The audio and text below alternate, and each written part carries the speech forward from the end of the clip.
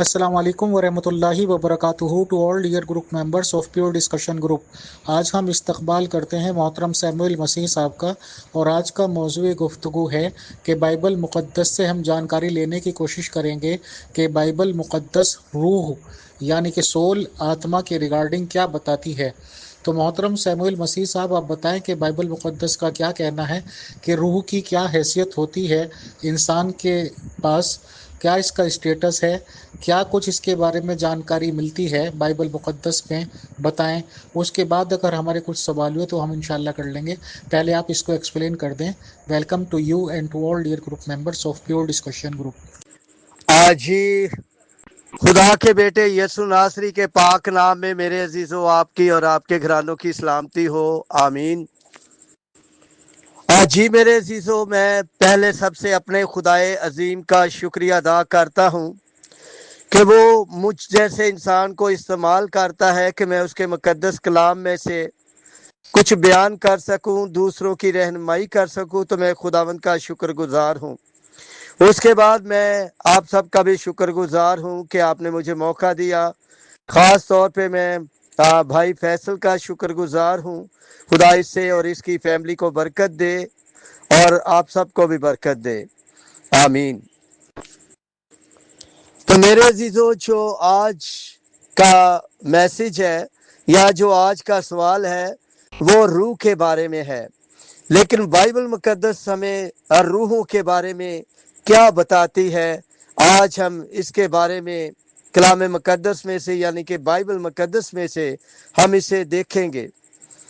और जो प्यारे भाई ने सवाल किया है, फैसल साहब ने, तो हम उसके मुताबिक देखते हैं कि बाइबल मुकद्दस हमें क्या बताती है इसके बारे में। तो आए मेरे अजीजों, हम देखते हैं बाइबल मुकद्दस में से अपनी रहनुमाई के लिए। आज ही मेरे अजीजों, आज मैं आपके सामने 3 रूहों पे बात करूंगा। इंसान की रूह, खुदा की रूह और हवान की रूह। ये तीनों रूहों पे आज हम गौर करेंगे। बाइबल मुकद्दस इन दोनों रूहों के बारे में हमें आगाही देती है। तो आए मेरे अजीजों, हम देखते हैं बाइबल मुकद्दस में इसके बारे में क्या लिखा गया है। आज ही पहले हम खुदा की रूह पे गौर करेंगे। खुदा की रूह और रूह अल कदूस, जिसे बाइबल मुकद्दस के मुताबिक कहा जाता है रूह अल कदूस, यानी कि रूह हक भी कहा जाता है। ये खुदा की रूह, इंग्लिश में इसे कहा जाता है हॉली स्पिरिट। जी, अगर हम यूनानी में देखें तो रूहा कहा जाता है। तो मेरे जीजो, आज हम इन्हीं पे गौर करेंगे। पहले हम खुदा की रूह पे गौर करते हैं, फिर हम इंसान की रूह पे भी करेंगे और इसी तरह हवान की रूह पे भी। खुदा की रूह जो है वो है रूह कदूस, रूह हक, होली स्पिरिट। और इंसान की रूह जान या जिंदगी की कुव्वत, हवा या सांस, ये इंसान की रूह है। लेकिन खुदा की रूह जो है वो रूह कदूस, रूह हक, होली स्पिरिट कहा गया है उसे। इंसान की रूह के बारे में मैंने जो बताया है, इंसान की रूह जान या जिंदगी की कुव्वत। आज जी मेरे अजीजों, जैसा कि खुदा की रूह के बारे में हमने पढ़ा है और हमने इसके बारे में देखा है कि रूह अल कदूस यानी कि होली स्पिरिट, ये खुदा की जात का तीसरा अकदूम है जो रहनुमाई, तसल्ली, ताकत और इल्हाम देता है। बाइबल मुकद्दस में अहम हवाला जात हमें मिलते हैं इसके बारे में। आए हम इस पे थोड़ा गौर करते हैं। और इंसान की रूह के बारे में और भी है, रवैया या अंदरूनी कैफियत। बाइबल मुकद्दस में हम इन इकदाम को तफसील से बयान करते हैं और बाइबल मुकद्दस से अहम हवाला जात भी पेश करते हैं। अच्छी बाइबल मुकद्दस में हम देखते हैं पुराने अहदनामे में पैदाइश की किताब में पहले बाब की दूसरी आयत में इसके बारे में हमें क्या बताती है बाइबल मुकद्दस। आए हम देखते हैं। और जमीन वीरान और सुनसान थी और गहरों के ऊपर अंधेरा था और खुदा की रूह पानी की सतह पर जुम्बश करती थी। यानी कि खुदा की जो रूह थी वो पानी की सतह के ऊपर जुम्बश करती थी। बाइबल मुकद्दस के मुताबिक हमें ये मिलता है कि खुदा और खुदा की रूह दोनों थे और खुदा की रूह जो थी वो पानी की सतह के ऊपर जुम्बश करती थी। हालेलुया। इसके बारे में हम और भी हवाला जात देखते हैं।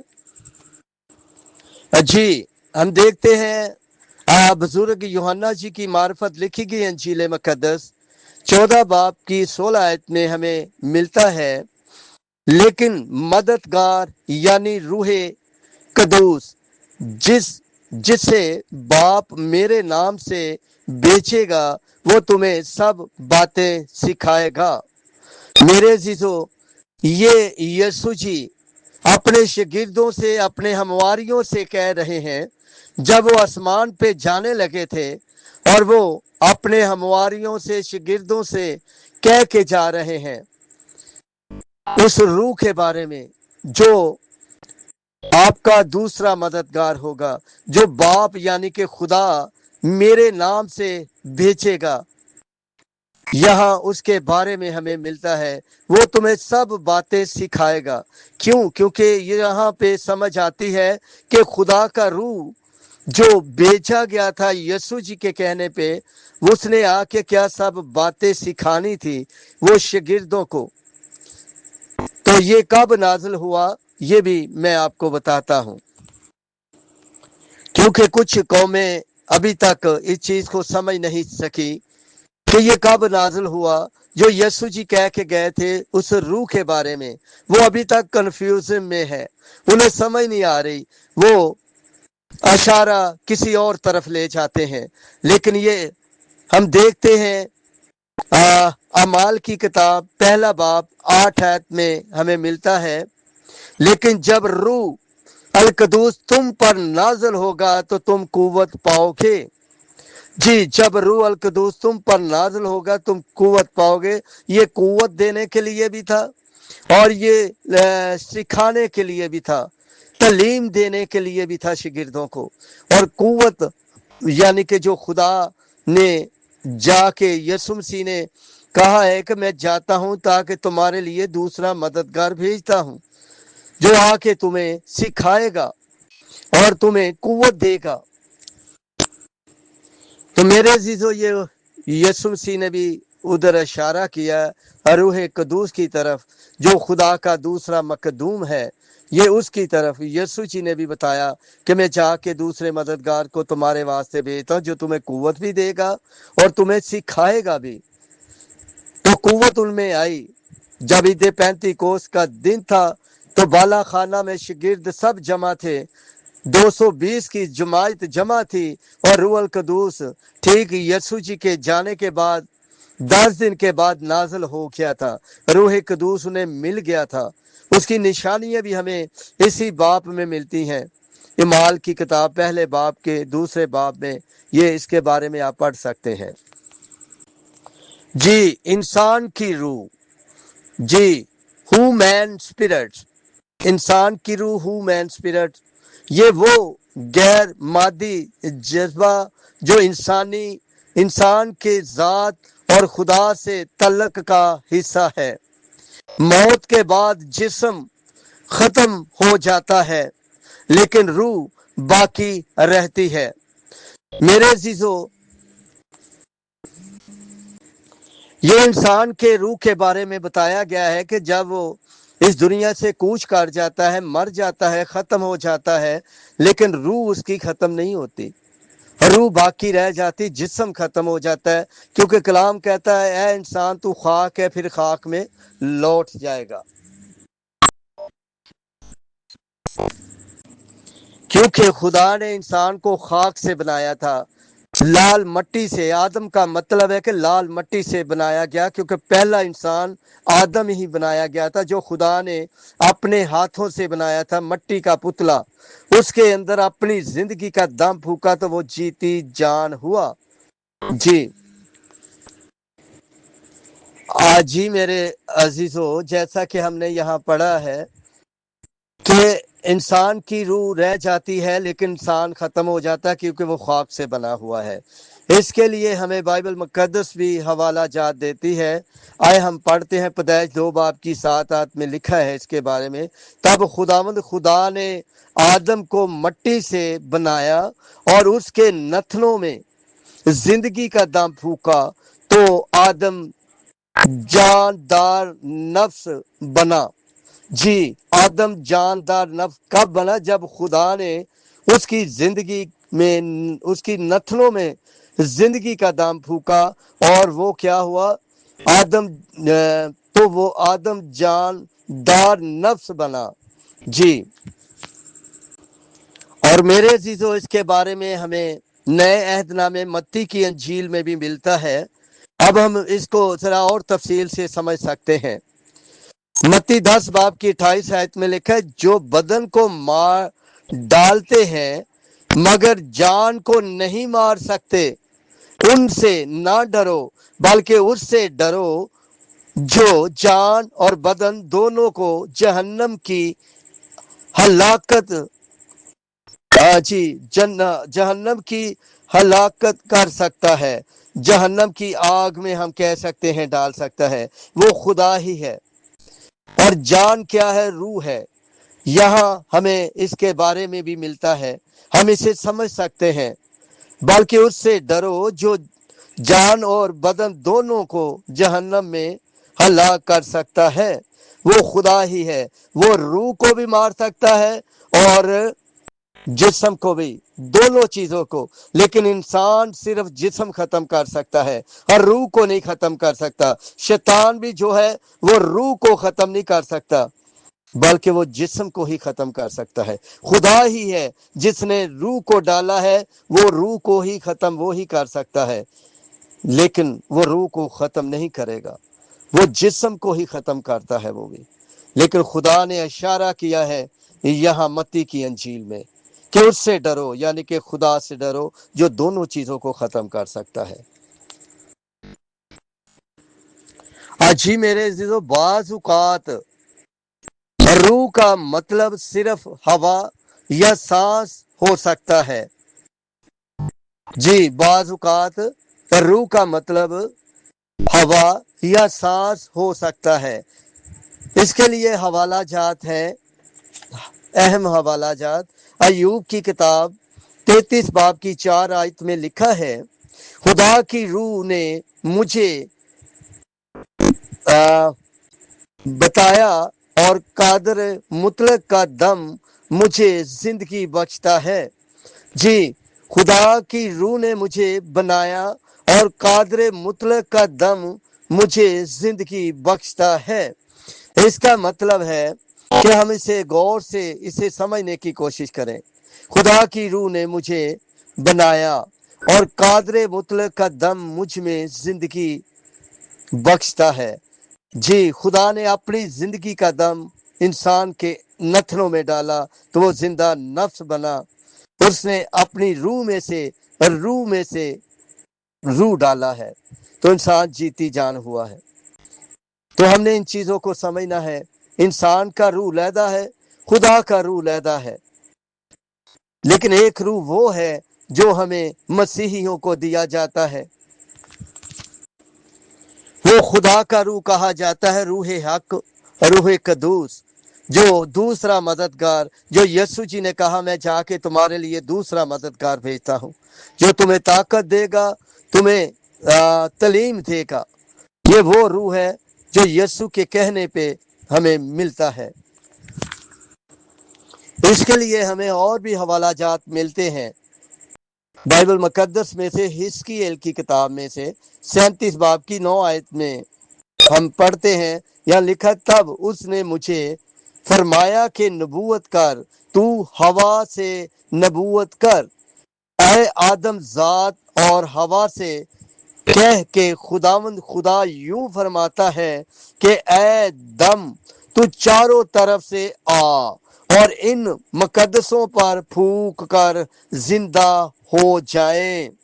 چاروں طرف سے ہوا آتی ہے، جیسے ہم نے پڑھا ہے کہ بعض اوقات ہوا بھی ہے، سانس بھی ہے۔ اگر ہوا بند ہو جائے تو ہماری سانس رکنا شروع ہو جاتی ہے، ہماری سانس آتی نہیں۔ کئی دفعہ ہم نے دیکھا ہے ہاسپٹلوں میں مصنوعی سانس لینے پڑتے ہیں، یعنی کہ آکسیجن۔ تو یہ زندگی کے لیے ہوا بھی ہے۔ چاروں طرف سے آ اور ان مقدسوں پر پھونک کر زندہ ہو جائیں۔ اس کا مطلب کہ جو مر چکے تھے، جن کی ہڈیاں رہ گئی تھی، چاروں طرف سے آ۔ یہ وہ اس طرف بھی اشارہ ہے جب یسوع مسیح نے دوبارہ آنا ہے۔ ان مردوں کو جو ہڈیاں بن چکے ہیں، جن کی ہڈیاں بھی مشکل سے ملیں گی، ان کو دوبارہ زندگی دینے کے لیے ان کے اندر وہ ہوا والا دم پھونکا جائے گا، وہ روح پھونکی جائے گی، چاروں طرف سے آئے گی تاکہ وہ زندہ ہو جائیں، وہ دوبارہ زندگی میں آ جائیں۔ پھر ان کا حساب کتاب ہوگا۔ اور یہاں مقدسوں کے بارے میں لکھا گیا ہے، مقدسوں پر پھونک کر زندہ ہو جائیں۔ اس کا مطلب مقدس زندہ ہوں گے، باقی مردہ ہی رہیں گے، باقیوں کے لیے دم نہیں ہوگا، اس لیے کہ ہمیں مقدس ہونا ضروری ہے۔ اسی لیے یسوع مسیح کہتے ہیں کہ میں پاک ہوں، تم بھی پاک بنو، میں مقدس ہوں، تم بھی مقدس بنو۔ اگر ہم مقدس ہوں گے تو ہم زندہ کیے جائیں گے۔ آگے 10ویں آیت کیا کہتی؟ پس میں نے حکم کے مطابق نبوت کی اور ان میں دم آیا اور وہ زندہ ہو کر اپنے پاؤں پر کھڑے ہوئے۔ ایک نہایت بڑا شکر، ہالےلویا۔